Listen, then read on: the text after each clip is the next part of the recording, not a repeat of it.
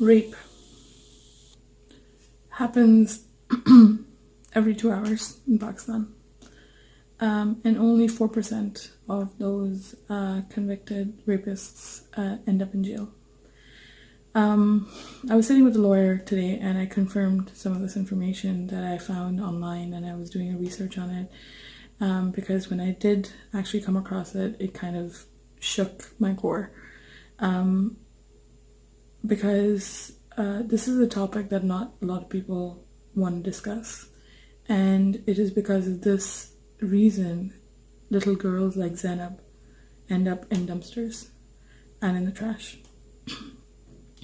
So I want to talk about the legal system in Pakistan and how they actually figure out if this was an actual non-consensual rape, or they figure out how it happened, and they base it on three things. So the first thing they base it on is the character of the girl. The second thing they base it on is the chemical lab tests that come back, which is pretty standard. Everybody would understand, like a DNA test and all that kind of stuff. And then the third thing that they base it on is a physical examination, which happens within the 72 hours of the rape. The decision if this rape happened, or if this rapist should be convicted, is based on these three things. 50% of the decision is based on the character of the woman in Pakistan. 30% is based on the physical examination, which I will explain how it's happened. And 20% is based on the lab tests. So when we come to 50% of the character part of the legal system, or requirement or whatever to guarantee that this was definitely a rape, or it wasn't, to convict the rapist, the way they do it is they first go and check how this woman was related to this rapist, or how did she know him, or anything like that. Then they check if this woman has a character to be out of the house. Is she liberal? Is she always out? Is she never home?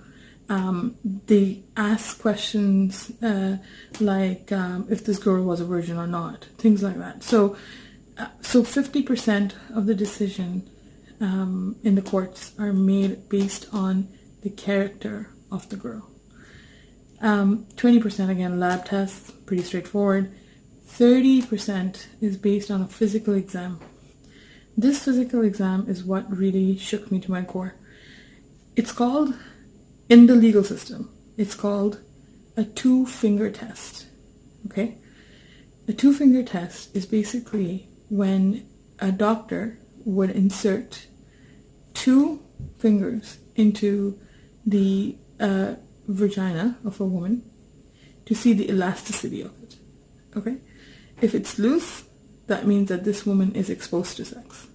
If it is not loose, then they can say, okay, maybe, yeah, it was rape. But it is never 100%. Okay? In Pakistan, if we pick up a city, say for example Karachi, these are the facts that I found online. In Karachi, there are 9 hospitals that have the resources to do these kind of tests. And only 3 of the hospitals have the 3 female doctors who can do these tests.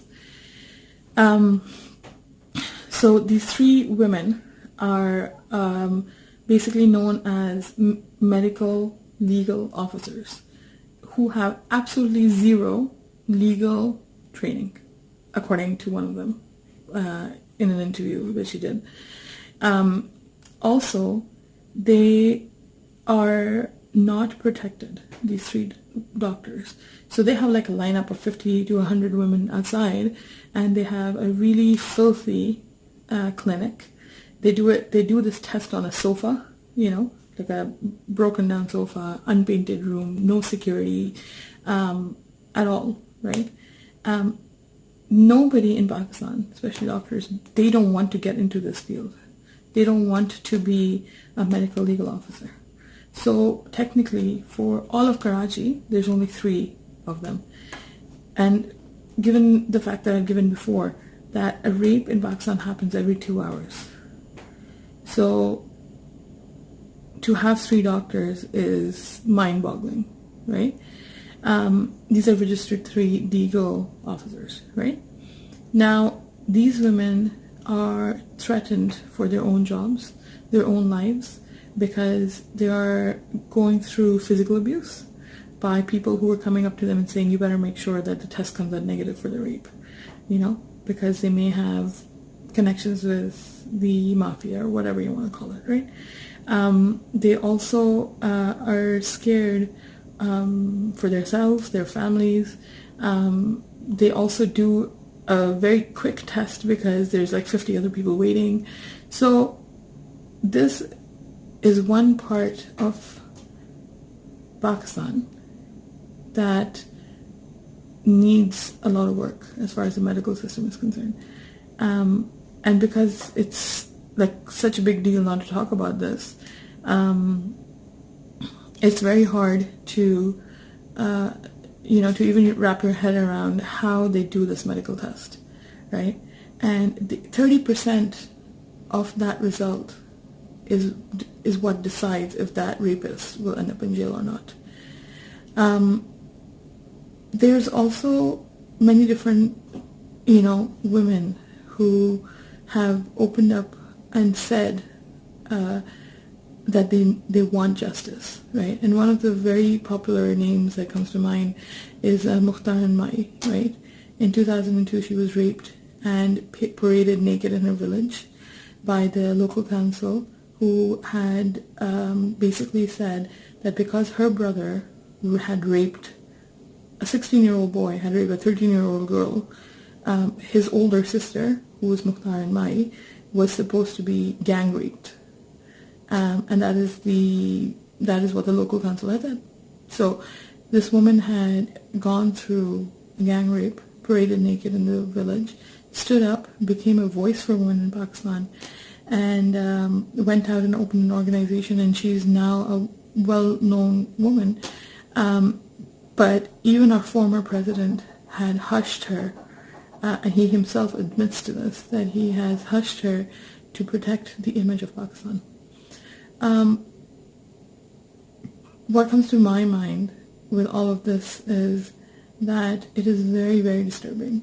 It is very disturbing to the point where, if you think about how much the women in Pakistan, and I'm also kind of confused, because I'm thinking, like, what about, you're sitting there and talking about the 2-finger test.